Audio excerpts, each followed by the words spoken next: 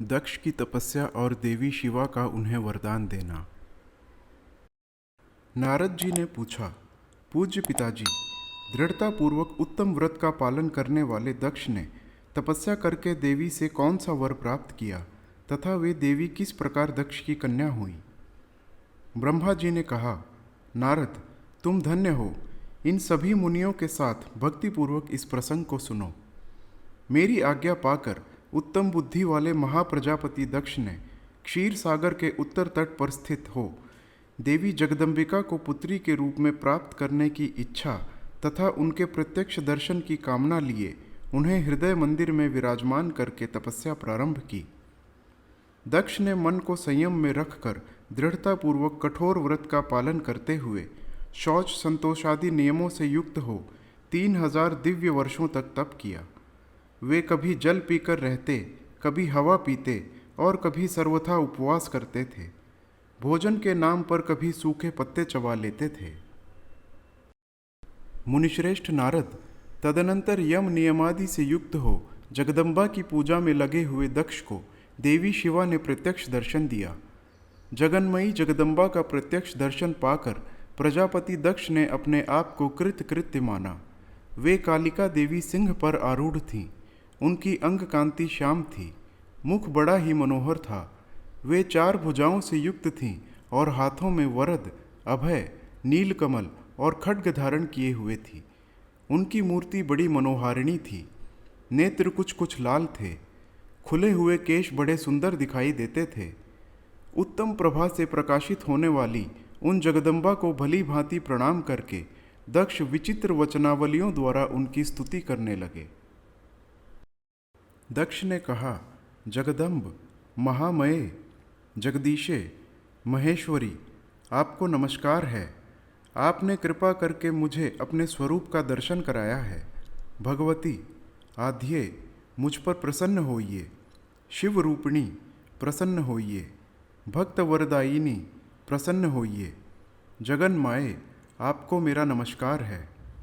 ब्रह्मा जी कहते हैं, मुने, संयत चित्त वाले दक्ष के इस प्रकार स्तुति करने पर महेश्वरी शिवा ने स्वयं ही उनके अभिप्राय को जान लिया तो भी दक्ष से इस प्रकार कहा, दक्ष, तुम्हारी इस उत्तम भक्ति से मैं बहुत संतुष्ट हूँ। तुम अपना मनोवांछित वर मांगो। तुम्हारे लिए मुझे कुछ भी अदेय नहीं है। जगदम्बा की यह बात सुनकर प्रजापति दक्ष बहुत प्रसन्न हुए और उन शिवा को बारंबार प्रणाम करते हुए बोले। दक्ष ने कहा, महामाये, यदि आप मुझे वर देने के लिए उद्यत हैं तो मेरी बात सुनिए और प्रसन्नतापूर्वक मेरी इच्छा पूर्ण कीजिए। मेरे स्वामी जो भगवान शिव हैं, वे रुद्र नाम धारण करके ब्रह्मा जी के पुत्र रूप से अवतीर्ण हुए हैं। वे परमात्मा शिव के पूर्णावतार हैं, परंतु आपका कोई अवतार नहीं हुआ। फिर उनकी पत्नी कौन होगी? अतः शिवे, आप भूतल पर अवतीर्ण होकर उन महेश्वर को अपने रूप लावण्य से मोहित कीजिए। देवी, आपके सिवा दूसरी कोई स्त्री रुद्रदेव को कभी मोहित नहीं कर सकती। इसीलिए आप मेरी पुत्री होकर इस समय महादेव जी की पत्नी होइए। इस प्रकार सुंदर लीला करके आप हर मोहिनी बनिए। देवी, यही मेरे लिए वर है। यह केवल मेरे ही स्वार्थ की बात हो ऐसा नहीं सोचना चाहिए। इसमें मेरे ही साथ संपूर्ण जगत का भी हित है। ब्रह्मा, विष्णु और शिव में से ब्रह्मा जी की प्रेरणा से मैं यहाँ आया हूँ। प्रजापति दक्ष का यह वचन सुनकर जगदम्बिका शिवा हंस पड़ी और मन ही मन भगवान शिव का स्मरण करके यूँ बोली। देवी ने कहा, तात, प्रजापते, दक्ष, मेरी उत्तम बात सुनो। मैं सत्य कहती हूँ। तुम्हारी भक्ति से अत्यंत प्रसन्न हो तुम्हें संपूर्ण मनोवांछित वस्तु देने के लिए उद्यत हूँ। दक्ष, यद्यपि मैं महेश्वरी हूँ, तथापि तुम्हारी भक्ति के अधीन हो तुम्हारी पत्नी के गर्भ से तुम्हारी पुत्री के रूप में अवश्य अवतीर्ण होऊंगी, इसमें संशय नहीं है। अनग, मैं अत्यंत दुस्सह तपस्या करके ऐसा प्रयत्न करूंगी जिससे महादेव जी का वर पाकर उनकी पत्नी हो जाऊं। इसके सिवा और किसी उपाय से कार्य सिद्ध नहीं हो सकता, क्योंकि वे भगवान सदाशिव सर्वथा निर्विकार हैं, ब्रह्मा और विष्णु के भी सेव्य हैं तथा नित्य परिपूर्ण रूप ही हैं। मैं सदा उनकी दासी और प्रिया हूँ। प्रत्येक जन्म में वे नाना रूपधारी शंभु ही मेरे स्वामी होते हैं। भगवान सदाशिव अपने दिए हुए वर के प्रभाव से ब्रह्मा जी की भ्रकुटी से रुद्र रूप में अवतीर्ण हुए हैं। मैं भी उनके वर से उनकी आज्ञा के अनुसार यहाँ अवतार लूँगी। तात, अब तुम अपने घर को जाओ। इस कार्य में जो मेरी दूती अथवा सहायिका होगी उसे मैंने जान लिया है।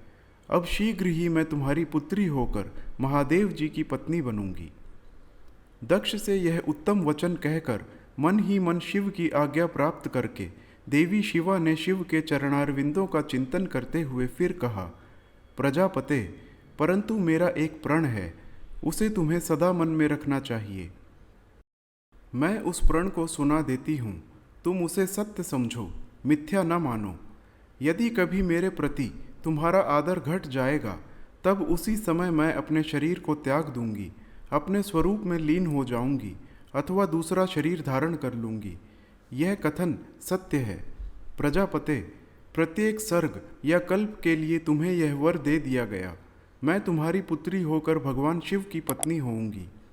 मुख्य प्रजापति दक्ष से ऐसा कहकर महेश्वरी शिवा उनके देखते देखते वहीं अंतर्धान हो गई।